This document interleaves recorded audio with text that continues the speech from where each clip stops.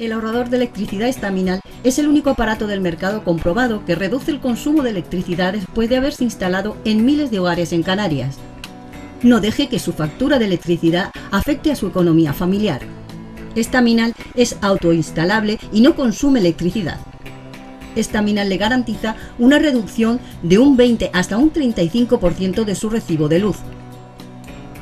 Diga basta al excesivo consumo de electricidad y llámenos ya al 928-481-249. Recuerde, puede ahorrar hasta un 35% de su factura de electricidad. Estaminal, la seguridad del ahorro.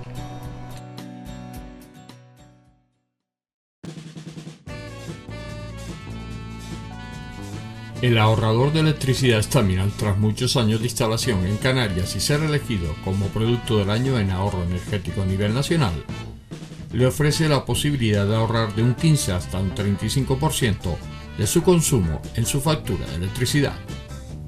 Sea cual sea su negocio local o industria, Estaminal tiene el ahorrador que se adapta a sus características.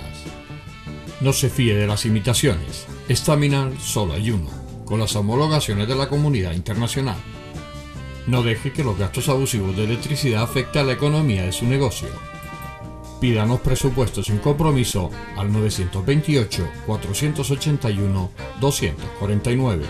Ahorrador industrial de energía Estaminal, la solución a su excesivo consumo energético. Recuerde, ahorre de un 15 a un 35% de su factura de electricidad.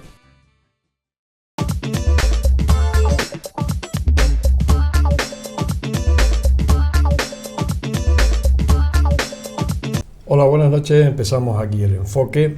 Como han visto, el cartel que anuncia el programa pone cultura. Tenemos dos invitados para hablar de esa cultura y para hablar, bueno, pues vamos a hablar sobre el libro, vamos a hablar un poquito de todo. A mi izquierda pues se encuentra Emilio González Denis. Bueno, de Emilio podemos decir muchísimas cosas. Escritor, iba a decir que periodista, claro, ha escrito mucho en los periódicos. Emilio, buenas noches. Buenas noches, ¿qué tal? Muy bien, me encanta que nos volvamos a ver. Hace poco hacíamos un programa de esta casa, mis personajes, que fue, creo que un programa que quedó muy entrañable y muy bonito y un muy buen concepto que yo cogí de Emilio. A mi derecha, bueno, se encuentra José María Ayaso, sobre todo para... Buenas noches, José María. Buenas noches. Para los... iba a decir los románticos del periódico y desde cuando uno era pequeño y leía bueno, la figura del padre de José María. ¿Qué íbamos a decir de tu padre, José María Ayaso? Que bueno, yo que sé, marcó una época de aquella, de los 60, increíble, los 70, bueno... sí, con un periodismo casi innovador, incluso en la radio particularmente, con una radio innovadora, dicho sea de paso. Sí, además porque es que él le daba a todos los medios, ¿no? Sí, bueno, como cualquier periodista que se precie, él empezó en la radio, pero ya empezó también en un periódico en Ceuta, luego de Ceuta se vino para acá, de Radio Ceuta se vino para acá a cubrir un puesto de periodismo deportivo. Y al final fue el José María Ayaso que todos recordamos. Claro, pero además entró como periodista deportivo. Él entró como periodista deportivo, sí. Pues hizo de todo. De ese periodismo deportivo, como tú bien calificabas ahora, era un periodismo romántico, muy romántico, artesanal casi. Artesanal. Emilio. Bueno, yo quiero decir que todo lo que dicen de José María Ayaso Senior es verdad y más cosas podrían decirse. Quizás no se le ha hecho justicia para la importancia que tuvo en la comunicación en Canarias y para, en fin, yo esperaba todos los jueves fantasía infantil con el mago Pantopín y el maestro Peón Real. Pero José María Ayaso Formoso, que es este señor, tiene vida propia. Sí, está claro. No es el hijo. No es el hijo de José María Ayaso. Su profesión no es hijo de José María Ayaso, no, es José María Ayaso Formoso, que él, aparte de periodista y 27 cosas más, bueno, tiene una vis filosófica importante, libro, en fin. que digamos por lo menos tiene aquí a un valedor, ¿no? Que no, pero es que es verdad, es que a lo mejor me está quitando parte de lo que pensaba hablar de José María Yaso Formoso, pero bueno. No, porque es que él no es, a mí me hace mucha gracia, porque al final siempre, cuando tienes un padre famoso, al final es una losa. Pero yo creo que en el caso de José María, yo creo que no, al contrario. No es una losa. No es una losa, pero en serio, al final... Yo creo que él lo lleva con orgullo. Pero no, con orgullo sí, pero a ver, es que siempre es lo mismo. Es que es el hijo de... Porque no, es que sí, coño, que José María Yaso, pero hablemos de José María Yaso, el grande, el senior, cuando toque. Pero ahora estamos hablando de este señor que acaba de sacar con Crespo un magnífico libro pequeño, pero muy contundente, de filosofía, que se llama... Jesús no lo dijo, lo de la Marqués. Más allá de la selección natural. Más allá de la selección natural, que me quedé colgado. Quiero decir, él tiene vida propia, no ejerce de hijo de... Bueno, pero yo tengo una cosa que decir. Yo, aparte de ser el hijo de José María Yaso, como ven, soy amigo de Emilio González. Sí, por eso. Bueno, de repente cojo yo otra vez el hilo de la conversación y puedo hablar. Emilio, vamos a ver, tu carrera como escritor, a nadie se la vamos a descubrir ahora, pero bueno, hoy estás aquí, la mitad de un credo.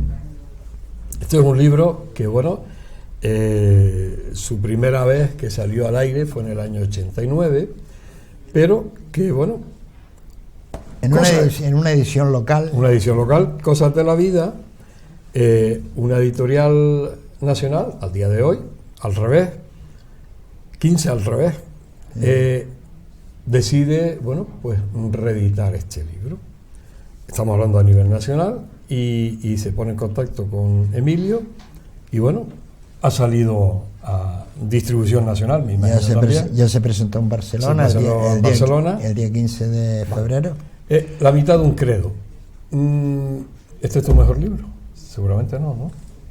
Bajo tu punto de vista, ¿eh? No, bajo mi punto de vista no es mi mejor libro. Yo tampoco es el peor, es decir, pasa como un padre que tiene muchos hijos, ¿no? Es decir, a uno lo quieres por y defectos. A uno lo quieres porque es el primero, a otro lo quieres porque fue tal, hizo tal cosa. No, además yo estoy demasiado cerca para establecer diferencias. Yo creo que mis dos mejores libros son una novela que se llama Bastardos de Bardinia, que es del año 1990, perdón, y un libro más reciente, una novela que se llama El reloj de Clio, que es del año 2020.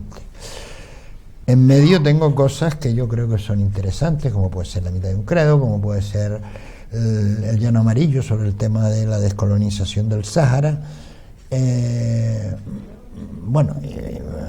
Después de historia ficción sobre el rey Don Sebastián, que se perdió en la batalla de Alcázar-Quibir.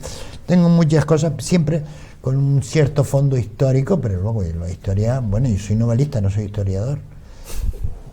Eso está claro. José María, porque además hay una relación, José María Emilio, pues José María le lleva un poco la comunicación a Emilio, ¿no? Como decías tú, bueno, pues aparte está el tema.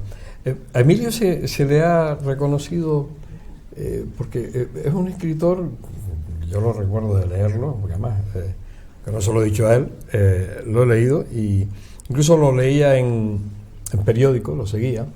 Se le ha reconocido su valía como escritor, porque Canarias tiene algo que es cojonudo, ¿no? Es decir, se le reconoce fuera a muchísimos escritores canarios, y aquí parece que nos cuesta reconocer la valía de lo que tenemos. No, yo creo que a Emilio le falta reconocimiento, pero esto es mi punto de vista muy personal. Le falta reconocimiento a la calidad de su obra. Emilio tiene una prosa interesantísima que en sus más de 20 novelas muestra de manera diferente. Tiene una prosa interesantísima, muy entretenida, e incluso hay obras que por estar destinadas al mundo de la educación, al mundo infantil básicamente, y él habiendo sido maestro como a él le gusta, maestro escuela, que es como pues encima están escritas con una calidad didáctica que es también de apreciar. O sea, no solo tiene una prosa digna de adultos, sino que además es capaz de hacer esa misma prosa con una didáctica importante para trasladarla al mundo de los niños. ¿Esto está reconocido como tal? No. Emilio necesita ese otro, no porque lo necesite él, su obra, que es ese otro reconocimiento que va más allá de un escritor canario que hace literatura hecha en Canarias, que es como tanto a él como a mí nos gusta llamarle, pero efectivamente yo particularmente creo que Emilio, ahora con este salto, que es una cosa que a lo mejor sale a lo largo de la charla, con este salto de esta reedición de La mitad de un credo a nivel nacional, también le salen otras propuestas para reeditar otra serie de obras también a nivel nacional, con lo cual, como dice un amigo que tenemos en común, ya vamos más allá de la barra de las canteras, que es importante. Que es muy importante. Hablamos de la cultura, Emilio. Bueno, quería... puede ser cierto eso que dice Gemma con respecto al reconocimiento, pero tampoco es tan raro. No me pasa a mí. Esto es muy habitual por eso en nuestra tierra, la de no... que esto lo llamaba Manolo Millares la técnica de la mezquindad. La técnica de la mezquindad. Ahora mismo hablamos de cultura, hablamos, sobre todo en estos últimos tiempos, bueno, las redes sociales, el Facebook y tal, ha hecho que emergieran pues muchísimos escritores, muchísimos pintores, muchísimos escultores, muchísimos poetas. Todo esto, pues ya todo el mundo publica, todo el mundo escribe, todo el mundo presenta libros y todo el mundo lo vende entre sus amigos. ¿Todo esto ha sido bueno para la cultura o esto en el fondo ni pincha ni corta? Bueno, tendría que haber sido bueno si las cosas se hicieran, como dicen los franceses, comme il faut, o sea, como debe ser. Lo que pasa es que, a ver, yo tengo por costumbre que mis libros o han obtenido un premio o han pasado por el filtro de un editor que muchas veces te dice que no y otras veces quiero decir, no es decir, yo tendré aquí unos pocos billetillos de euros, me hablo con una editorial pequeña, pago y edito sin ningún tipo de control. Entonces, claro, no tiene la apariencia de un libro que tenga poca calidad y la apariencia de un libro de un premio Nobel, pues es igual en el escaparate.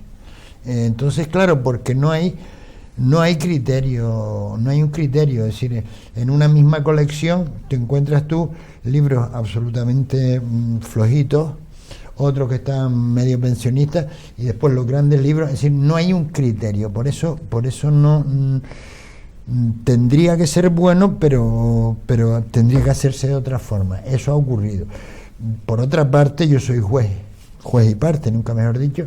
No soy quien para decir quién debe publicar y quién no debe publicar, porque claro, siempre decimos, se publica demasiado, pero todo el mundo piensa, aquí sobra gente, pero nadie piensa que el que sobra eres tú.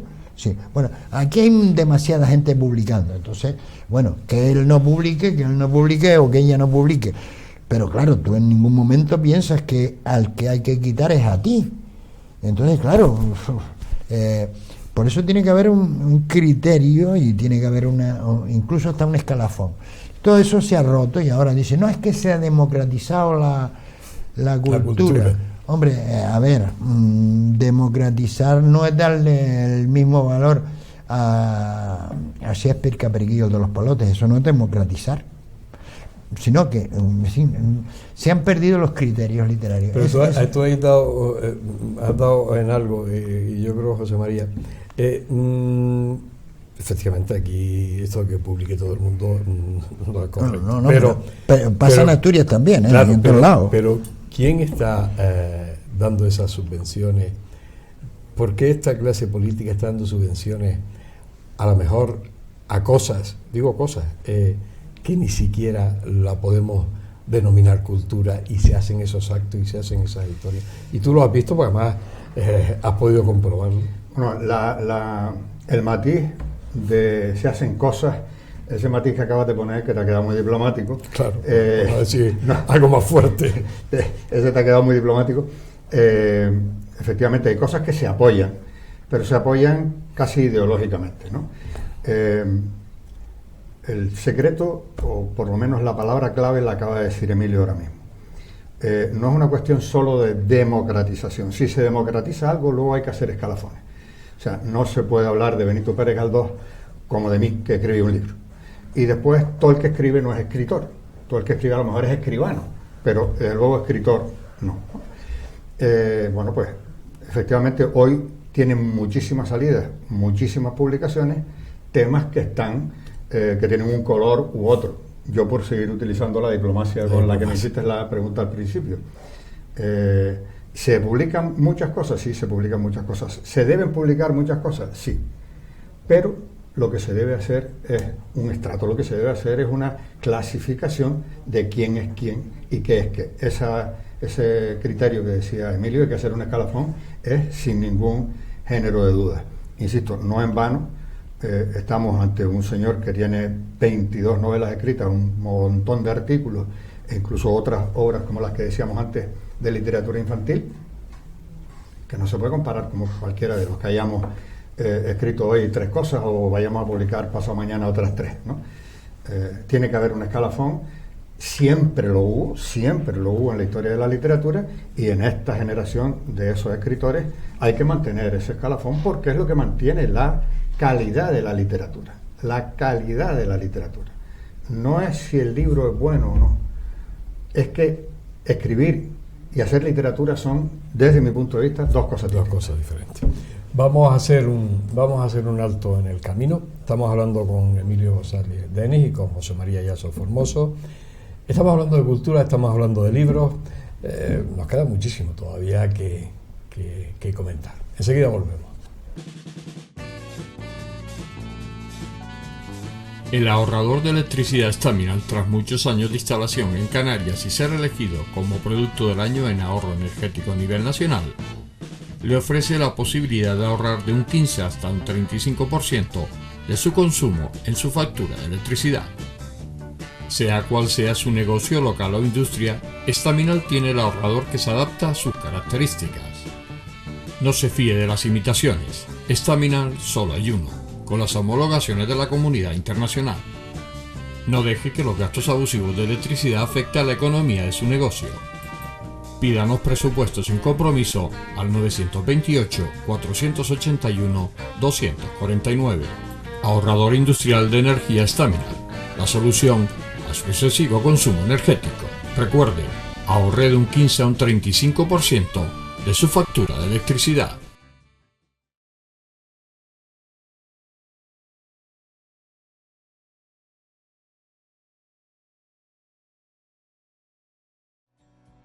El ahorrador de electricidad Staminal es el único aparato del mercado comprobado que reduce el consumo de electricidad después de haberse instalado en miles de hogares en Canarias. No deje que su factura de electricidad afecte a su economía familiar. Staminal es autoinstalable y no consume electricidad. Staminal le garantiza una reducción de un 20 hasta un 35% de su recibo de luz. Diga basta al excesivo consumo de electricidad y llámenos ya al 928-481-249. Recuerde, puede ahorrar hasta un 35% de su factura de electricidad. Staminal, la seguridad del ahorro.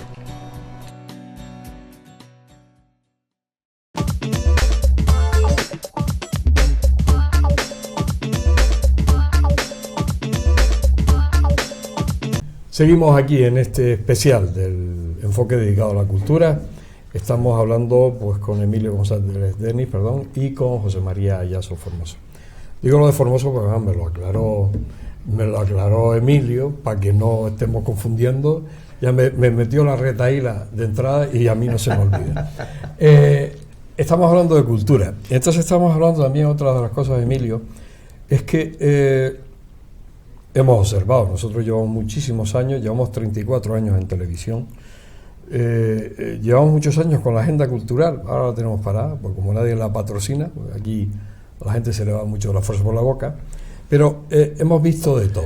Pero en los últimos tiempos vemos como una especie, iba a decir, y perdónenme la expresión, de secta, en el cual se integran todos ellos y controlan un poco esos movimientos culturales, incluso que van a determinadas clases políticas a sacar las subvenciones.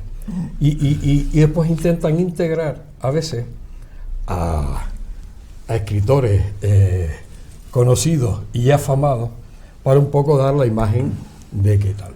Yo no sé si tú has notado esos movimientos. No, pero no sufras porque... No sufras. No.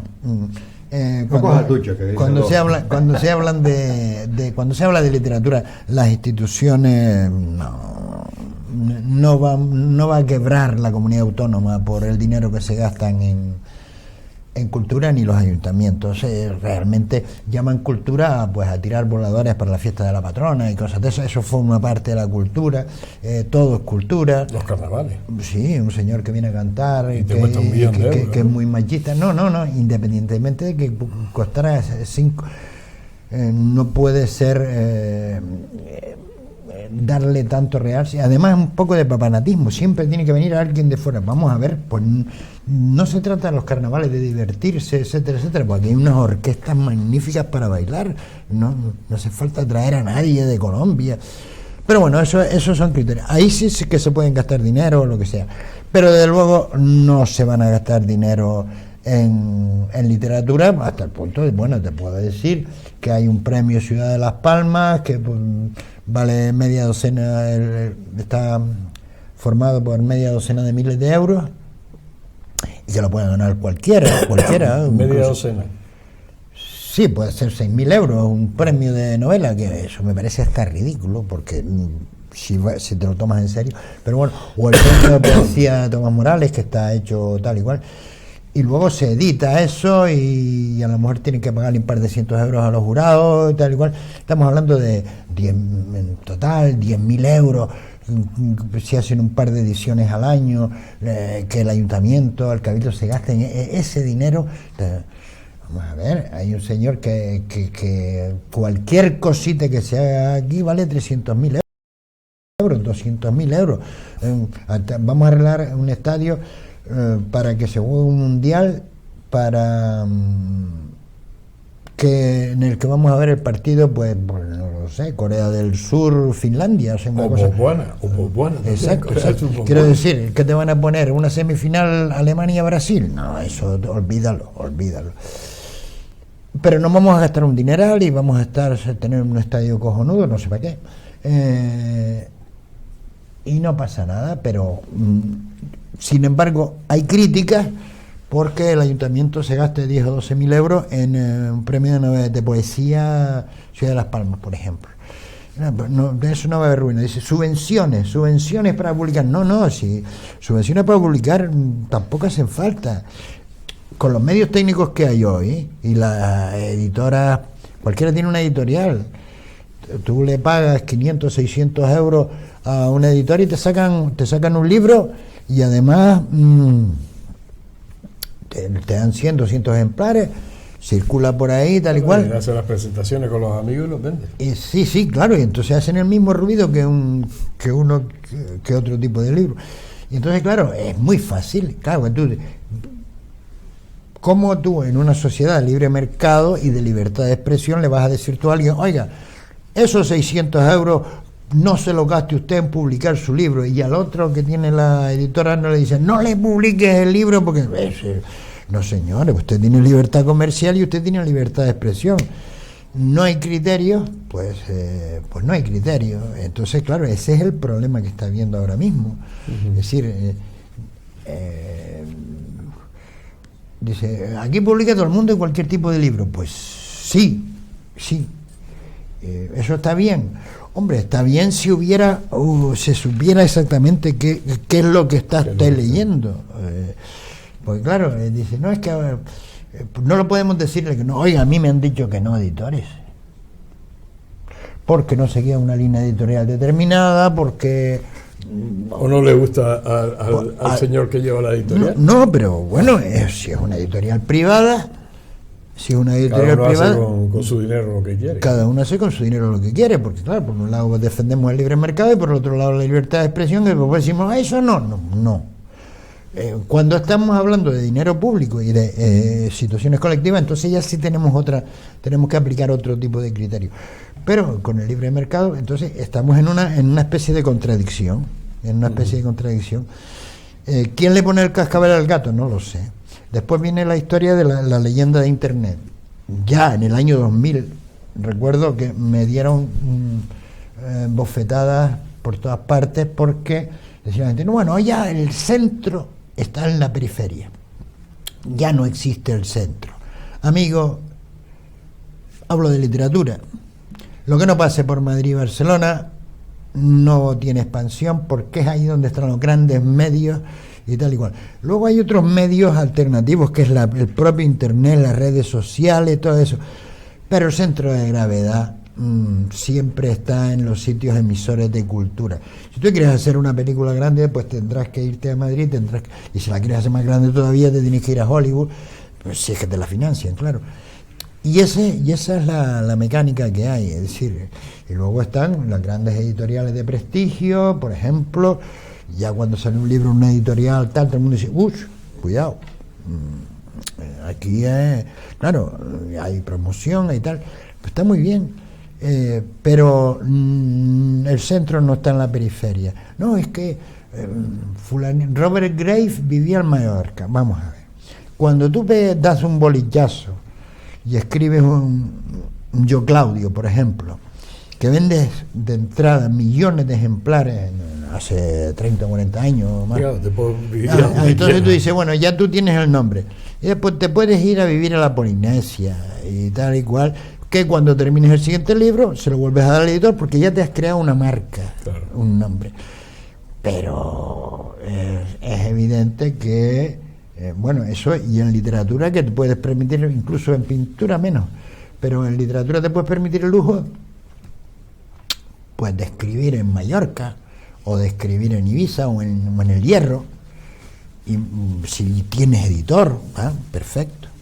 Pero ya con pintura empieza a ser más complicado porque tienes que trasladar los cuadros y hay que no sé qué aranceles y tal igual. A mí que me parece un acierto que hayas querido traer esta noche a Emilio González Denis en un marco cultural en el que se celebran los 100 años de Alonso Quesada. Ya me parece todavía más acierto,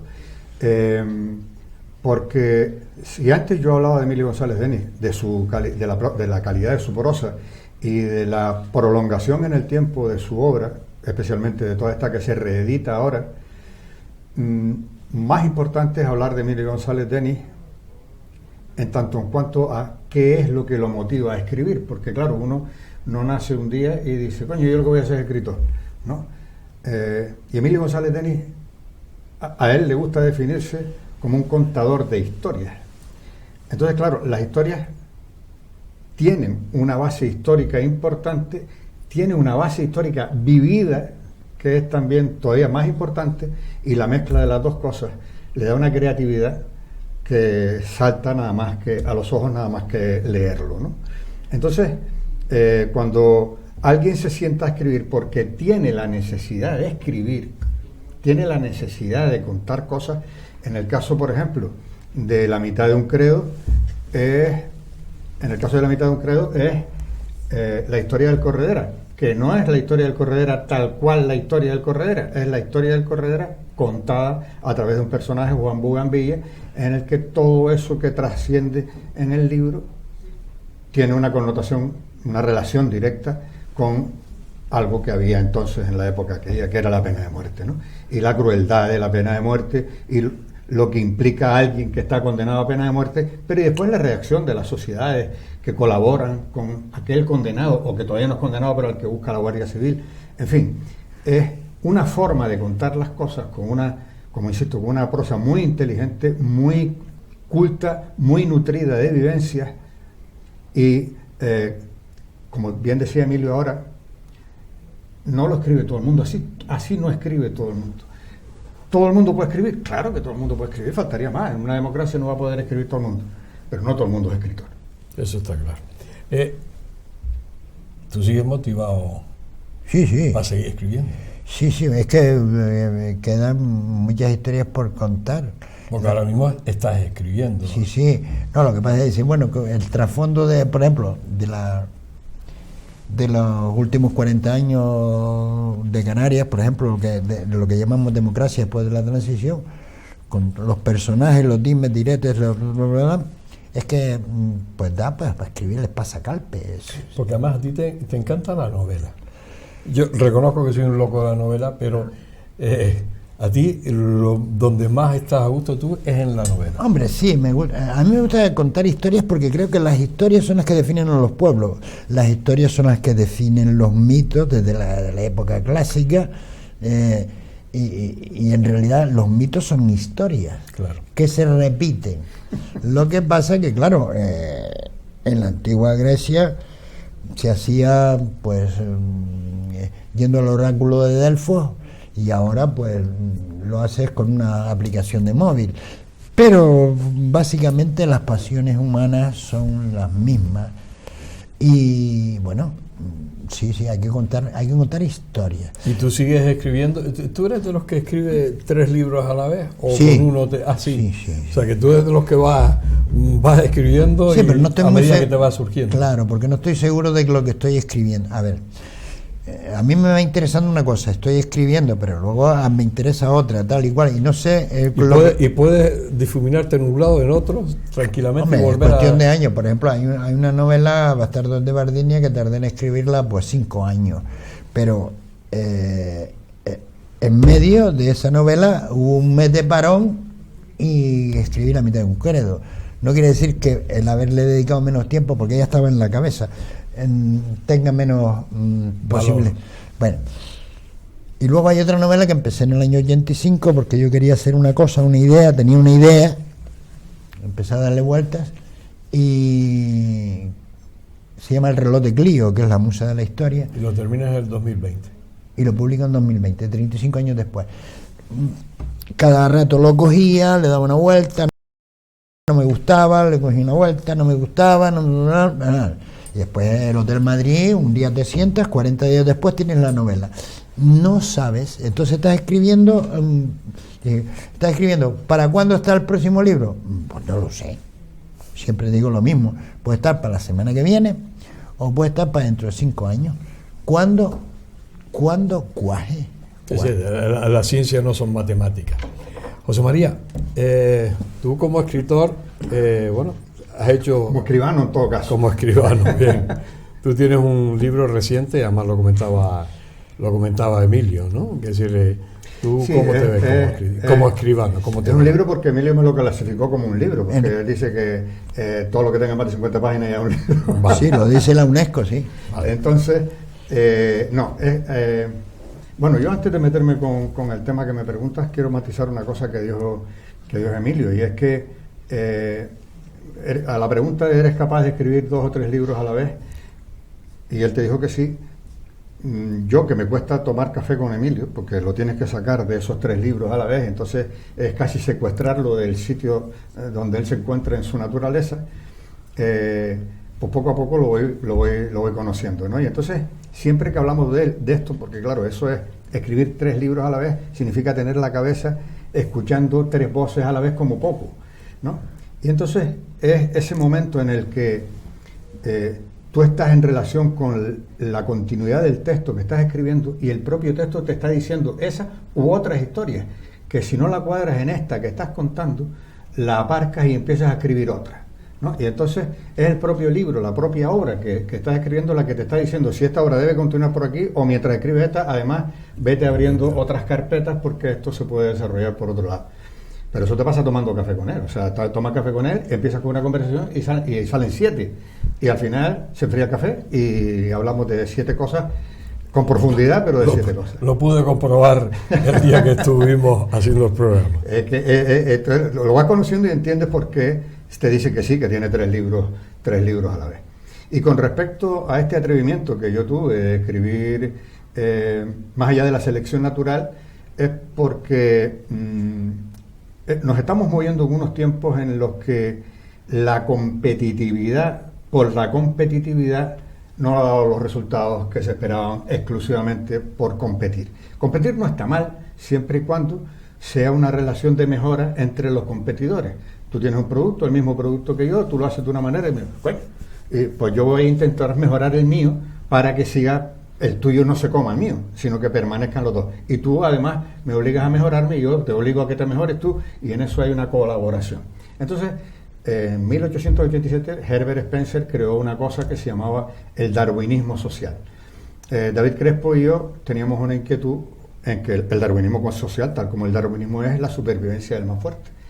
En el caso de David y yo, y visto el modelo social de Herbert Spencer, pues no nos parecía que ese tenía que ser el modelo social que tenía que seguir vigente. Y nos atrevimos a cuestionarnos ese modelo social desde el punto de vista de quien era contemporáneo de Darwin, que era Jean-Baptiste Lamarck, que también era biólogo, y entonces su base, la base de su teoría, no era la competitividad ni la supervivencia del más fuerte, sino la colaboración entre los organismos. Entonces, los organismos simples colaboraron para crear organismos más complejos, y esos organismos más complejos a su vez crearon lo que hoy somos. Esto es un muy grosso modo. Y luego hay otras teorías de economistas y de otros pensadores que se reflejan en el libro, en el que intento apoyar cómo la colaboración entre los organismos puede mejorar la convivencia social, más allá de eso de pisarle la cabeza al otro para ver si salgo yo, ¿no? Y esa era un poco la intención que antes llamaba Emilio, la intención filosófica de trasladar. No es un libro definitivo, es un libro que simplemente crea un marco teórico para abrir un debate social que tanto David Crespo como yo consideramos necesario. Bien, vamos a hacer un alto. Bueno, estamos escuchando tanto a José María como a Emilio, y bueno, tenemos dos pesos pesados, que a lo mejor José María se pone a un lado, pero ahí los tenemos. Yo creo que estamos en un momento bueno de este programa. Nos queda una última parte y no se me vaya muy lejos, que enseguida estamos aquí.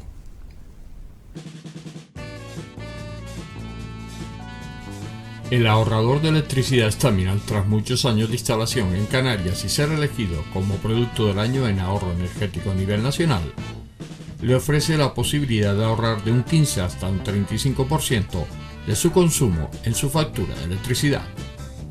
Sea cual sea su negocio local o industria, Staminal tiene el ahorrador que se adapta a sus características. No se fíe de las imitaciones, Staminal solo hay uno, con las homologaciones de la comunidad internacional. No deje que los gastos abusivos de electricidad afecten a la economía de su negocio. Pídanos presupuestos sin compromiso al 928-481-249. Ahorrador industrial de energía Staminal, la solución a su excesivo consumo energético. Recuerde, ahorre de un 15 a un 35% de su factura de electricidad.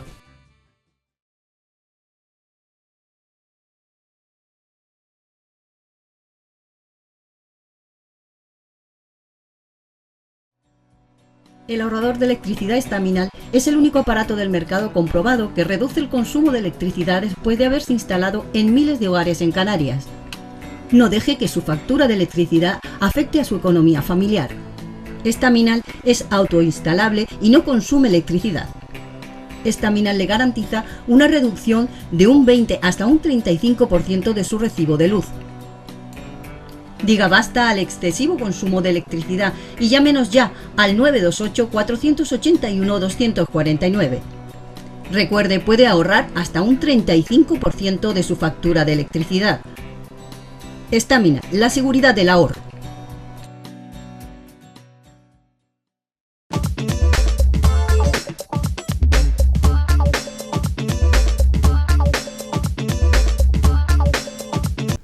Llegamos a la parte final de este especial del enfoque dedicado en este caso a la cultura, tanto a Emilio González Denis, que bueno, ahí está con ese último libro, en este caso una reedición, y también con José María Yasso.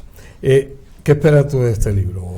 Bueno, por cierto, yo he venido a hablar de mi libro. No, y además de hecho lo hemos dejado un poquito al lado. Sí. Esto es una novela corta, porque se lee muy rápido, y digamos que es ¿Qué esperas tú de este libro ahora a nivel nacional? Bueno, yo no espero nada. No, yo no espero nada de los libros. Yo soy un amanuense, viene la musa y te dice escribe eso, entonces yo lo escribo, y eso es lo que he hecho. Lo escribí y, hombre, ha aguantado el tirón de 36 años, ¿no? Porque se publicó en el 89, estamos en el 2025.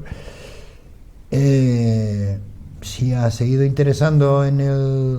Pero claro, que es un tema universal, estamos hablando de la pena de muerte, de quién dispone. El Estado tiene, ¿sabe que el Estado tiene la exclusiva de la violencia? Bueno, pues usa la policía, tal y cual, el Estado moderno. Pero también tiene la exclusiva de la vida. Es que ese es el problema. Sí, de acuerdo, el Estado tiene que preservar la seguridad y si tiene que usar la violencia, vale, en fin, aceptamos pulpo como animal doméstico, pero hasta el punto de que pueda disponer de la vida de las personas. Es decir, es que este señor mató a 3, sí, vale, pero este señor es un asesino, no puede estar por ahí porque es un peligro, bueno, lo encerramos. No, es que hay que matarlo. Bueno, ¿y usted quién es para disponer de la vida? No, soy el Estado. Ese es el debate.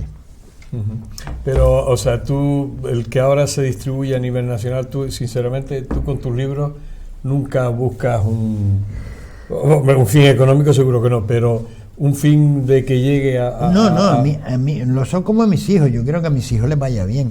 A mí realmente que salir en la televisión o que me den premios a mi persona, la verdad me da igual, incluso a veces me molesta. Yo quiero que mis libros funcionen. Mi estado ideal sería que un tipo Salinger o Pynchon, es decir, yo escribo el libro y no me encuentras ni para Dios, sino el libro y yo estoy escondido en la si sombra. Pudiera ser anónimo mejor, pero bueno, no es como funciona la mercadotecnia moderna. Es decir, tienes que sí, como decía la gente, ¿por qué vende tantos libros Pérez Reverte? Porque Pérez Reverte tiene 2 marcas, una es Arturo Pérez Reverte y otra es el Capitán Alatriste, que es un personaje que ha creado. Entonces, claro, eso vende, porque es como funciona el mercado hoy. Entonces, claro, yo no tengo ninguna marca ni tal, pero los libros van caminando y se van extendiendo como una mancha de aceite y tal y cual. Bueno, después claro, te preguntan, ¿y tú no piensas alguna vez el premio, no sé qué? Pero no, vamos a ver, no estamos hablando de premios, estamos hablando de alguien que piensa que hay unas historias que deben ser conocidas y las escribe. Y ahí termina la historia. Claro. Que usted me quiere dar un reconocimiento. Hombre, yo soy persona agradecida y la agradezco, bien. Pero si no me lo quiere dar, no es mi problema. Usted sabrá si debe hacerlo o no. Simplemente que los libros tengan vida propia. Galdós decía que los libros tienen que tener patas. Es decir, no me imagino yo a Galdós presentando su libro en una gira por toda España, porque es que entonces... Vendiendo libros. Porque tú imagínate con las docenas y docenas de títulos que... Pues estaría todo el día en la carretera. ¿Y cuándo escribía? Pero eso que acaba de decir Emilio es una bicefalia muy clara que se ha dado siempre. La visión del escritor que es escritor, no de los escribanos, la visión del escritor y la visión de la editorial. El escritor escribe porque es que no sabe hacer otra cosa y sobre todo no sabe hacer otra cosa como cada uno la hace. El escritor escribe para escribir, tiene la necesidad de escribir. Cuando un escritor escribe,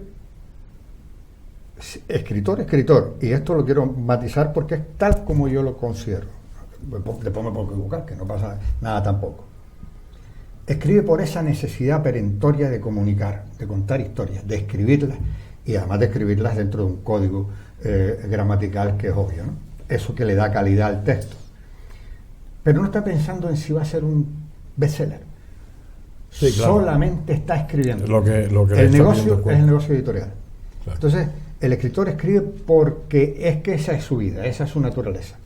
Y luego está el negocio editorial, que es un bestseller maravilloso, pero esa no era la finalidad que me sentó antes delante de la máquina de escribir y ahora delante de todos estos procesadores de texto. Te iba a preguntar, José María, lo de los premios, premios Canarias, premios Can de Plata, premios tal, premios que te lo dan hasta uno que juega a los videojuegos, estás en mi hijo predilecto de Las Palmas.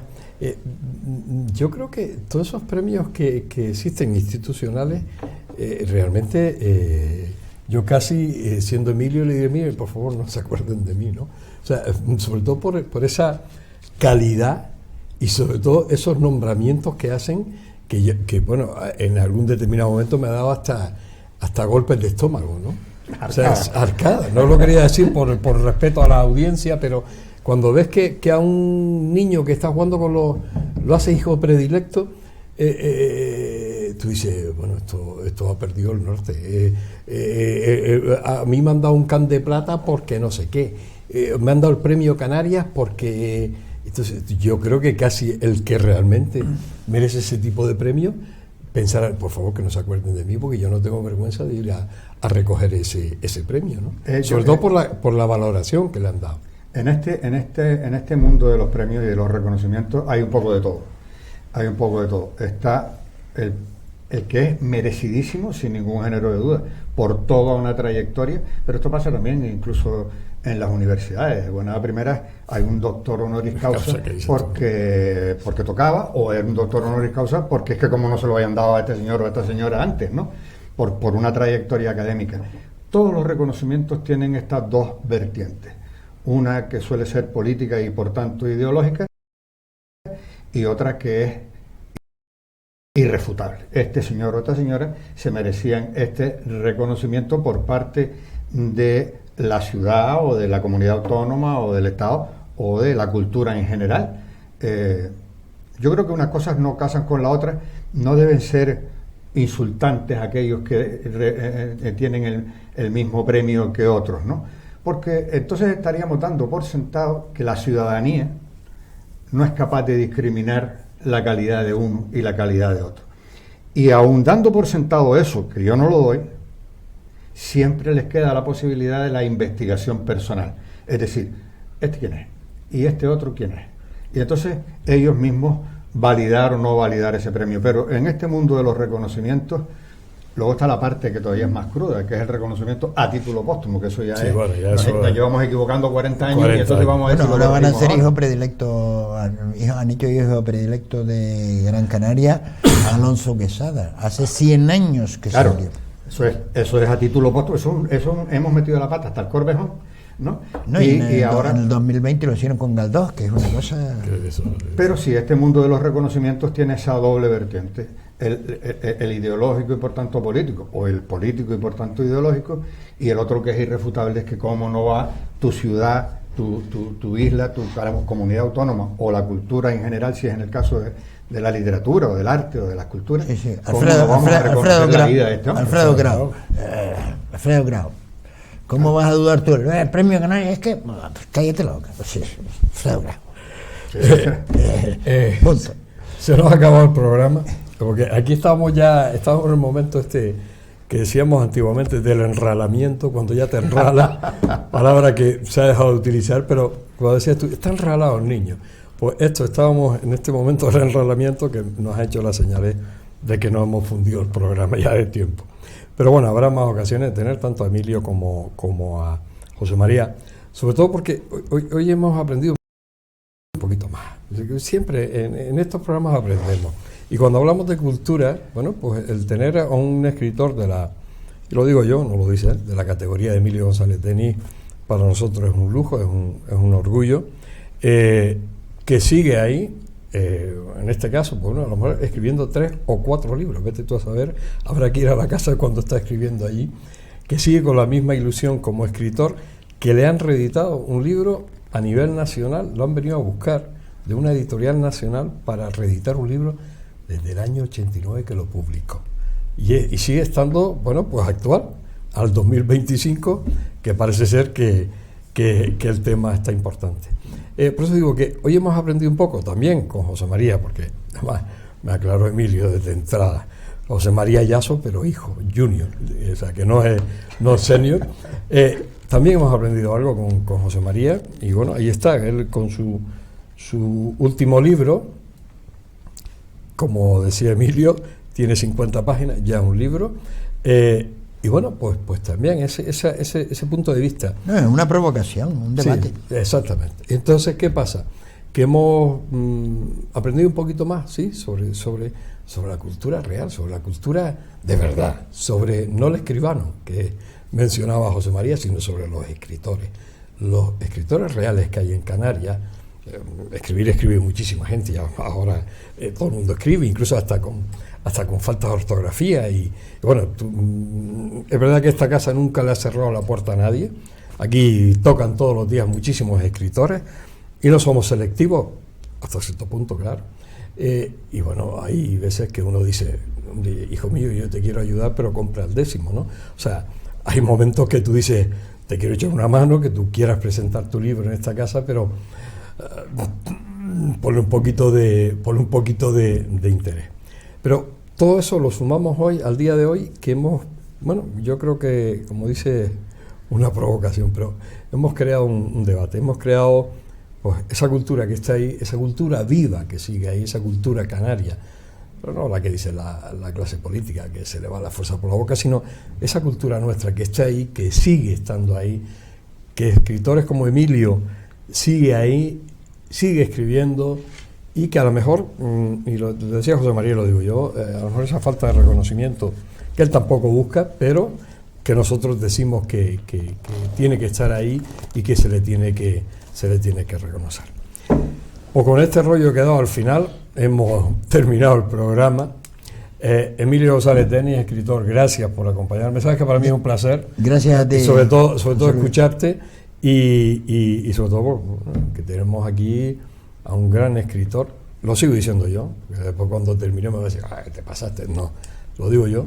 Y porque lo he leído desde iba a decir, porque yo he sido un lector desde chico, pero lo he seguido mucho en los periódicos, lo he leído siempre y siempre me ha llamado la atención, además sobre todo esa ironía que tenía a la hora de escribir y del doble fondo que buscaba las cosas, y siempre iba buscando yo también cuando lo leía el doble fondo de Emilio González Denis, y en este caso de José María, bueno, pues ya lo tenemos aquí.